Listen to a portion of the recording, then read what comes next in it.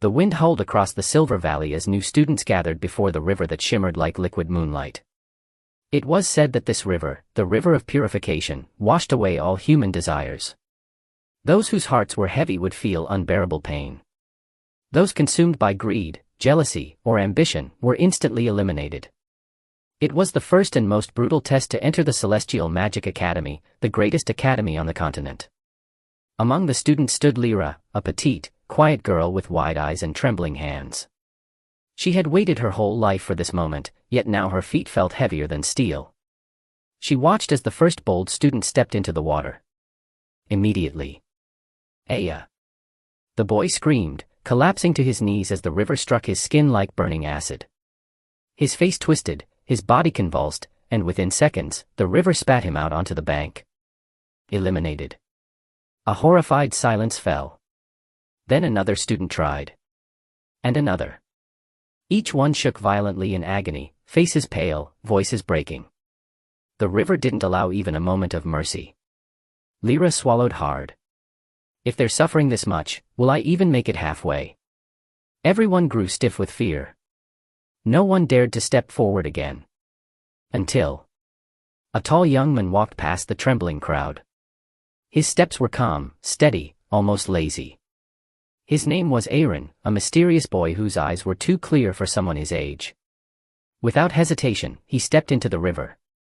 Not a flinch. Not a gasp. Not even a blink. He walked straight through as if strolling on warm summer sand. When he reached the other side, the teacher overseeing the test nodded in deep admiration. Such purity, rare in this age. The other students, embarrassed and unwilling to lose, suddenly forced themselves forward. Cries echoed across the river as they struggled, falling, crawling, nearly fainting from pain. Lyra stood at the very end, heart pounding. When she finally placed her foot inside the river. It felt cool. Refreshing. Like stepping into chilled spring water. She blinked in shock. Everyone around her was screaming and trembling, and she felt as if she were in a relaxing bath. She waded deeper, amazed.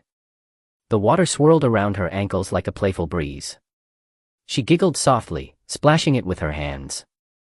The others stared as if she were some kinds of divine creature. Is she enjoying it? Is she insane? What kind of person feels happy in that river? Even the teacher raised an eyebrow. When all students finally made it through, injured, exhausted, nearly fainting, they believed the worst was over. Then they saw it. In front of the academy gates hung a single thin iron chain, stretching across a bottomless abyss. The chains creaked softly, swaying above a darkness so deep it swallowed sound. The teacher stepped forward. Your next trial. Cross the chain. No magic. No tools. Only balance and courage. A student whimpered. Someone else fainted. No one wanted to move. Then, once again, Aaron stepped first. He climbed onto the chain with the confidence of a panther. Boomerangs, sharp, whistling, spinning through the air, cut toward him at deadly speed. But he dodged each one effortlessly, barely shifting his weight. His feet moved like wind. His arms remained loose. Within seconds, he reached the other side. The students burst into whispers. He didn't even struggle. Is he even human? Beside Lyra, her best friend Mira grabbed her hand tightly. Let's go together. I'll help you. But the moment Lyra looked down into the abyss, her stomach dropped. Her vision blurred. Her legs froze. She couldn't breathe. The height felt endless, swallowing her whole. I can't, she whispered, sinking to her knees. Mira squeezed her hand. Then I'll go first. I'll be waiting on the other side, okay? Lyra nodded weakly. Mira stepped onto the chain. She wasn't as graceful as Aaron, but she was agile. She twisted her body, ducked under the incoming boomerangs, and reached the other side, breathless but successful. One by one, the other students crossed, barely surviving the attacks. Only Lyra remained. Go, Lyra. We believe in you. Her friend called from across the abyss, hands cupped around her mouth. Lyra trembled as she placed one foot on the chain. The metal shook under her weight. She grabbed onto the higher chain, knuckles white, jaw clenched. 1 step. 2 steps. 3. Suddenly. Crash. 2 students ahead of her slipped, screaming as they plummeted into the darkness below. Lyra froze. She couldn't move an inch. And then.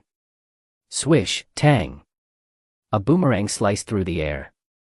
And severed one side of the chain she was holding. Gasps erupted across the canyon. Her chain swung violently as she clung to the remaining strand for dear life. The abyss beneath her roared. Lyra. Her friend screamed. Lyra forced herself to keep moving, inch by inch, her arms burning, her legs shaking. Then. Tang. The last chain holding her walkway snapped. Lyra's world tilted. She fell. Everyone screamed. Students covered their mouths. Some cried out. Even the teacher tensed. They all thought the same thing. She's gone. But then. A faint sound. Metal scraping rock. Myra's eyes widened. Look, look. Far below, a lone figure dangled from a broken chain embedded in the cliff wall. Lyra. She wasn't crying. She wasn't panicking. She was climbing. Slowly, painfully, stubbornly. Using her fingernails, her elbows, her bruised arms. She clawed her way up the cold stone. Every student fell silent as they watched her ascent. Inch by inch, she rose above the abyss like a phoenix fighting death. When she finally grabbed the ledge and pulled herself up, the entire crowd exploded in cheers. She did it. She climbed the whole cliff by herself. She didn't give up. Even Aaron allowed himself a tiny smile. The teacher looked at her with something close to awe. Only those who crossed the river of purification and survived the chain of courage were worthy of entering the Celestial Magic Academy. And among all the students, the one who struggled the most was the one who shone the brightest. The towering gates of the Celestial Magic Academy opened with a heavy groan as the surviving students stepped inside. The students were exhausted. Some collapsed on the grass. Others sat trembling, still haunted by the memory of the abyss. Only 2 students stood calm and unshaken. Aaron. And Lyra. Although Lyra's clothes were torn and her hands bruised from climbing the cliff, her eyes sparkled with determination. The teacher, Master Kayles, feared by many, walked forward.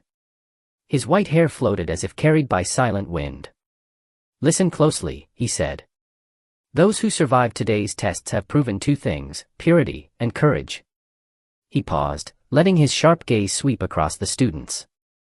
But tomorrow, we test something else, your souls. A chill ran through the group. Aaron didn't flinch. Lyra didn't understand. Night fell, draping the academy in silver. Students were divided into dormitories based on their performance. Aaron, of course, was placed in the Star Dormitory, the highest rank. When the teacher read the next name, everyone went quiet. Lyra. People whispered. How did SHE get into Star Dorm? She nearly died. She didn't even cross the chain properly. But Master Kayles only said. She possesses an anomaly. Lyra didn't know whether to feel proud or confused. Inside the Star Dorm, she found her room next to Aaron's. Mira, sadly, was placed in the Moon Dorm, the 2nd tier. But Mira hugged her tightly. You deserve it. Now make me proud. At midnight, a loud bell rang across the academy. Students rushed out of their rooms, gathering at the heart of a giant circular arena.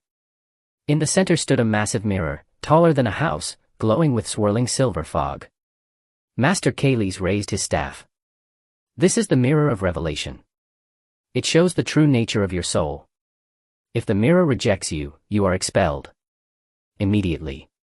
One student gasped. Another fainted. Aaron stepped forward casually. The mirror flashed gold. A serene image of his pure soul shimmered across the surface. A soul with no greed, Kayles announced. Perfect harmony. Students cheered. Aaron stepped back, calm as ever. One by one, the others approached the mirror. Some passed.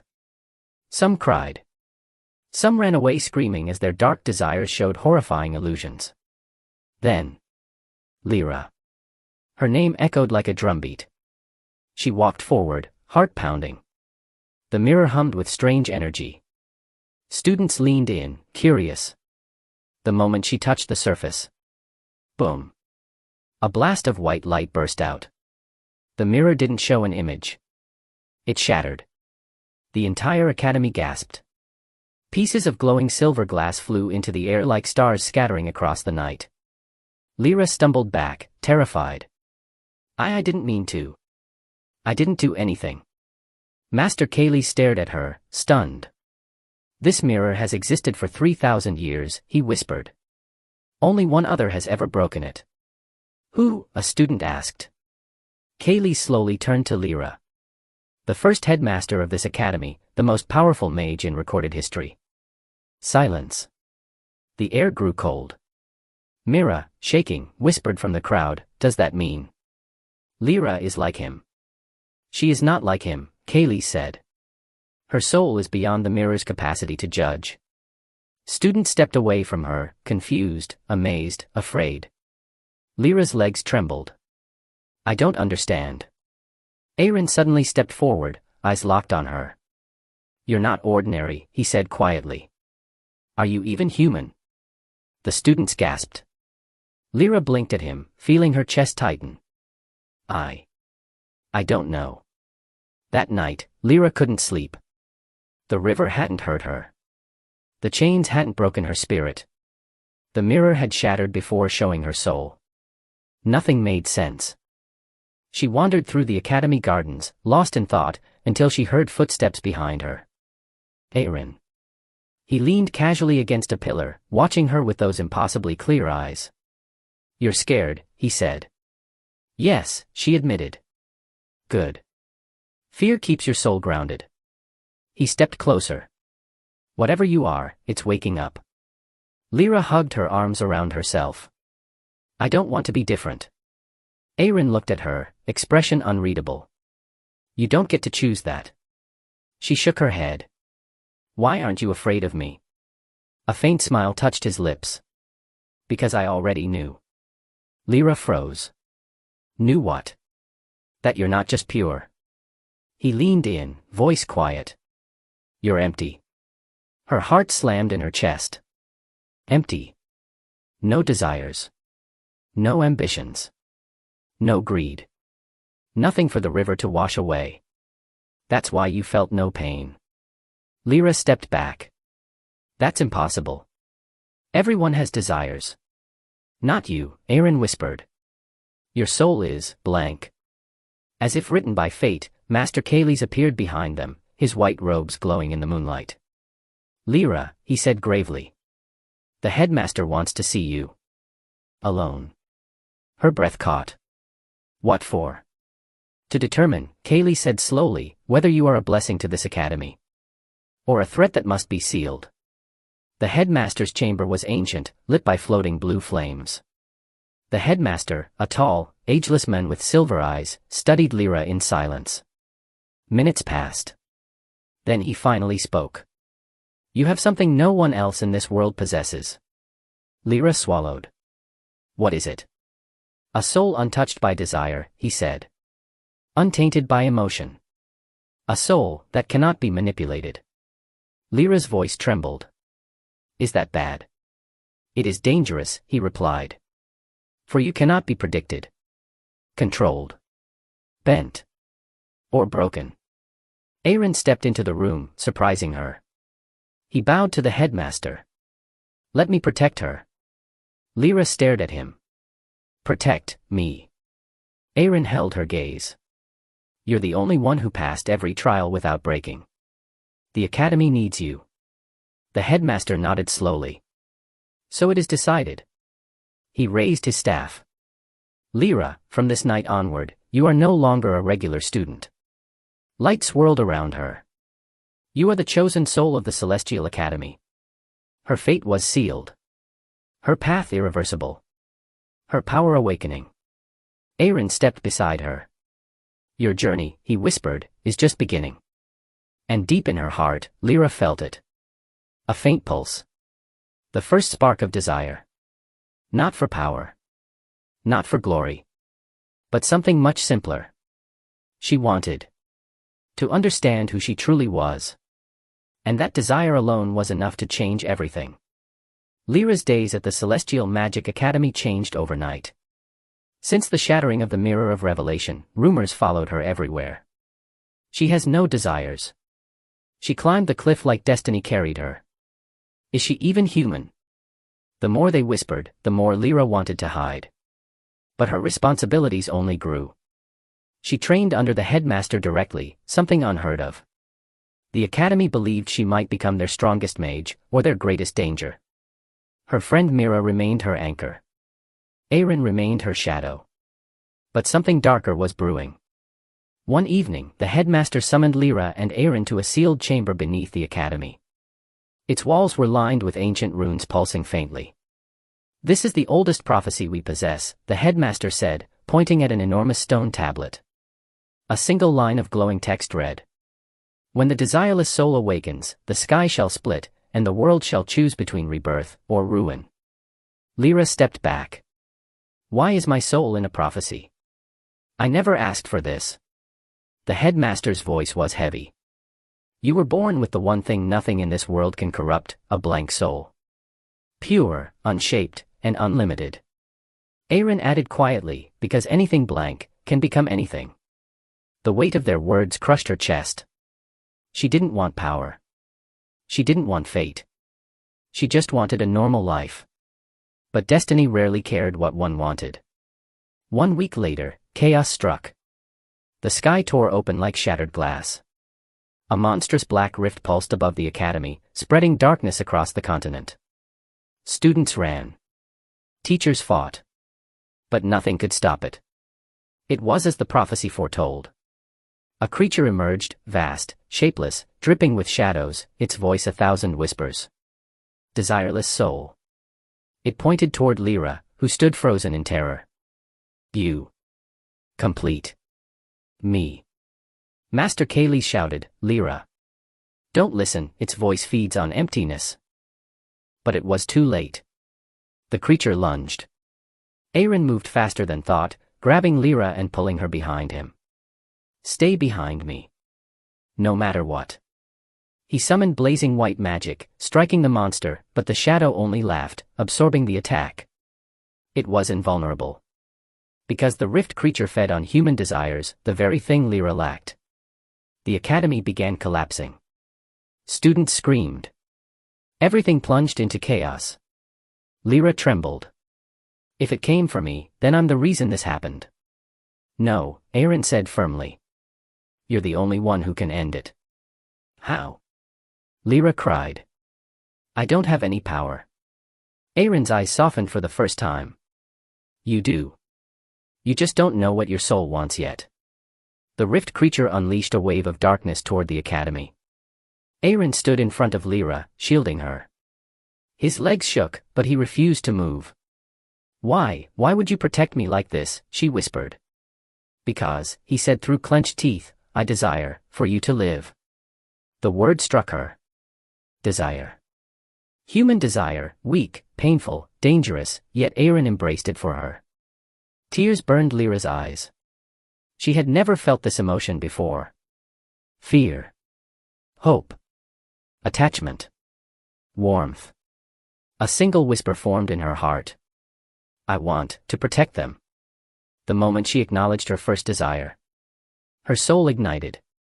A burst of pure, blinding light erupted from her chest, forcing the creature to recoil. The headmaster gasped.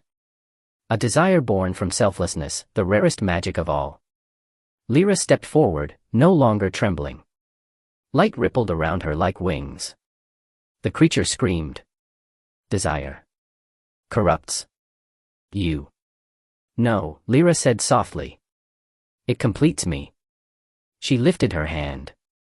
A beam of shimmering light, pure, gold, and burning with her single newfound desire, surged forward and struck the creature.